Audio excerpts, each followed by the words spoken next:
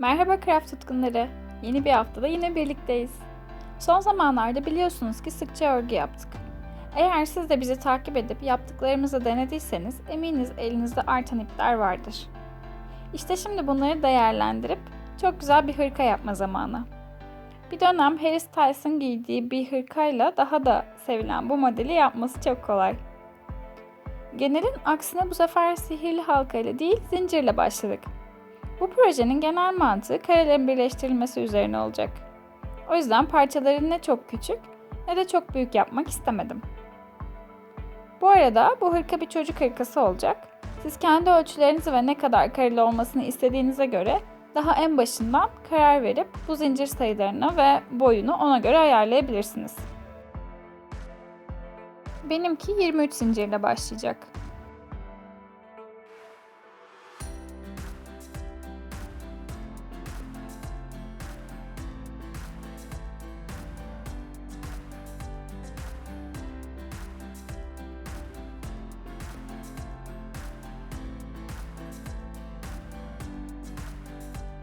Şimdi 23 zincirimi bitirince hemen bir sonraki boşluğuma tığımı batırıp üst sıralara hep sık iğne yapacağım.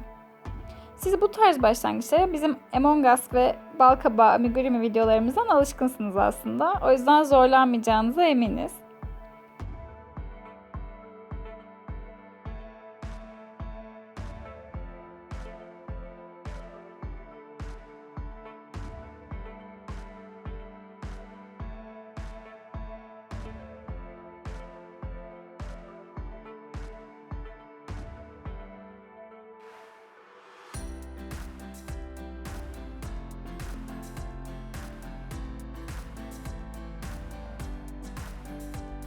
Peki gelelim üst sıraları nasıl devam ettireceğimize. Onun için de sıra sonumuzda bir zincir çekiyoruz ve tersini çevirip boşluğa batarak arkasına ya da önüne değil ama bu sefer direkt boşluğun içine batıp sık iğnemizi örmeye devam edeceğiz.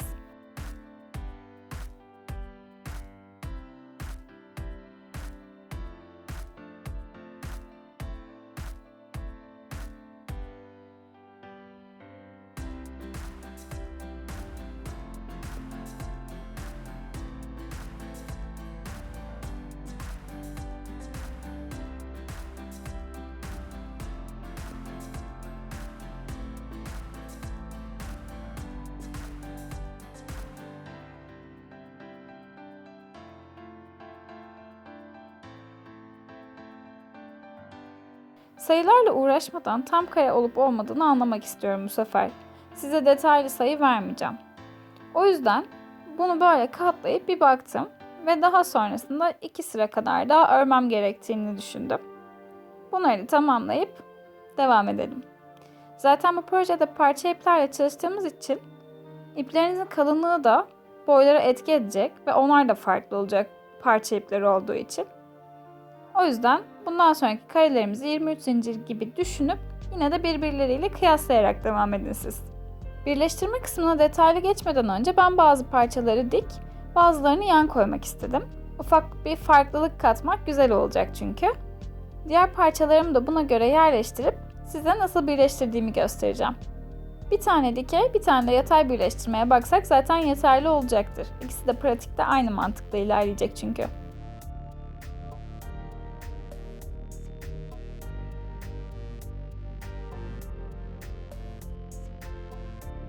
Öncelikle parçamın ön yüzeylerini yatay mı yoksa dikey mi duracak modelime göre karar vererek eşleştireceğim. Ama dikişini önden değil, arka taraflarından yapacağım tahmin edebileceğiniz gibi. Terslerini çevirip denk getirelim bakalım.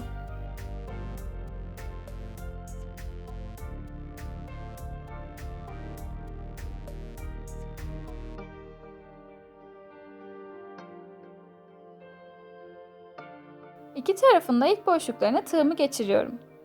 Birebir eşleşme için buralarda çok titiz çalışmanızda fayda var açıkçası. Bu ikisinden tığımı geçirdikten sonra ipimi de bu ikiliden geçirip kapatacağım.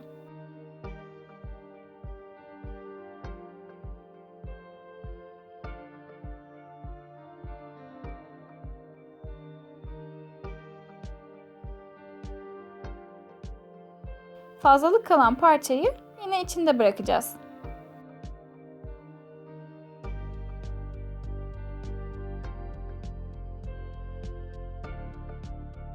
İkinci boşluklardan da geçirdim.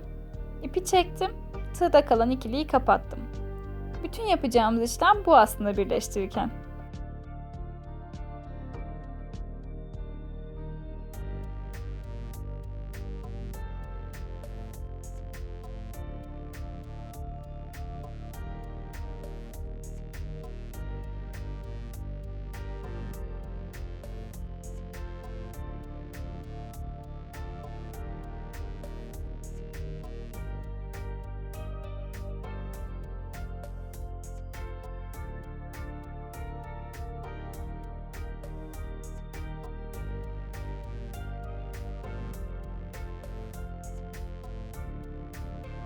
Sonuna geldiğimizde ise ben garantici davranıp 2 kere kapatıyorum. Yani aynı boşluğa çift batıyorum.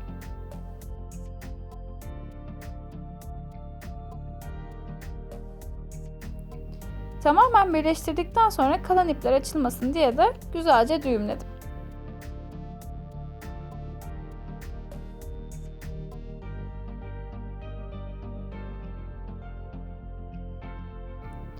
Şimdi yanları nasıl birleştireceğimize bakalım. Kalınla daha ince olan ipim yan yana geldi. Azıcık esneterek onları da eşleştirdim.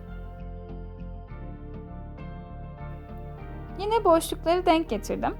Tığımı karşılıklı ilmeklerden geçirip ipimi çektim ve kapattım. Sıra sonuna kadar bu işlemi sürdürüyorum.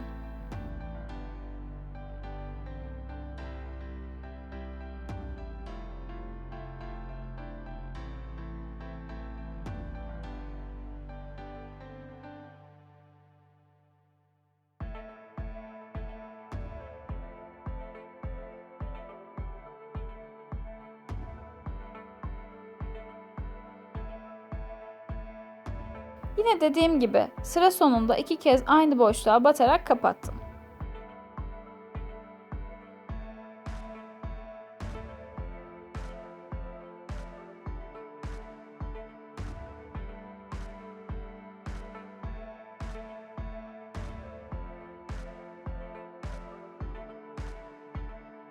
Ortaya böyle bir görüntü çıkıyor. Çok hafif ütülediğimizde daha da düzgün olacak hırkamız. Kollar için çok detaylı çekmek istemedim. Yine ölçülerinize göre kareleri birleştirerek ilerleyebilirsiniz. Ya da ipleri kesmeden direkt üst sıraya da çıkabilirsiniz. Kol çevrenizin ve uzunluğunun ölçüsünü alıp. Ön ile arkayı birleştirmek için 4 sıra sık iğne yaptım. Önde 4 kare boyunda, 1 kare eninde 2 parçamız var. Arkasında ise 3 kare eninde 4 kare boyunda bir parçamız var. Onları omuz olacak yerlerden birleştirdik. Yanları da az önce dediğim gibi 4 sıra sık iğne ile birleştiriyoruz. Kolumuzda ise parçaları ayrı yapmadım da ipleri kesmeden devam ettirdim. Siz gövdedeki gibi yapabilirsiniz. Ben alternatifini de görün istedim. O yüzden bu şekilde tamamladım. Kolların birleşiminde ise 2 sıra sık iğne var bu sefer. Bu model şişle örmek isterseniz de çok güzel olacak bu arada. Öyle de deneyebilirsiniz.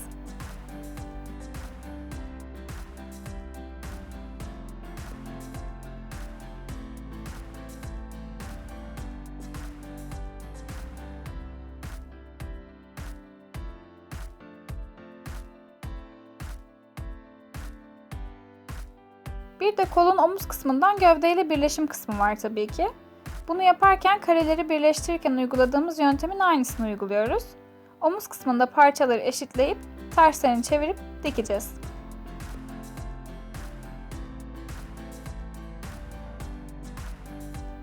Önce bunu yapıp sonra kolları kapatmanız ters çevirmemiz gerekeceği için çok daha kolay olur.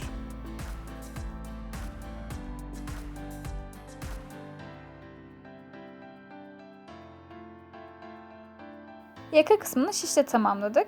Yaka kısmındaki boşlukları ilmek geçirdik ve 26 sıra düz örgü ördük.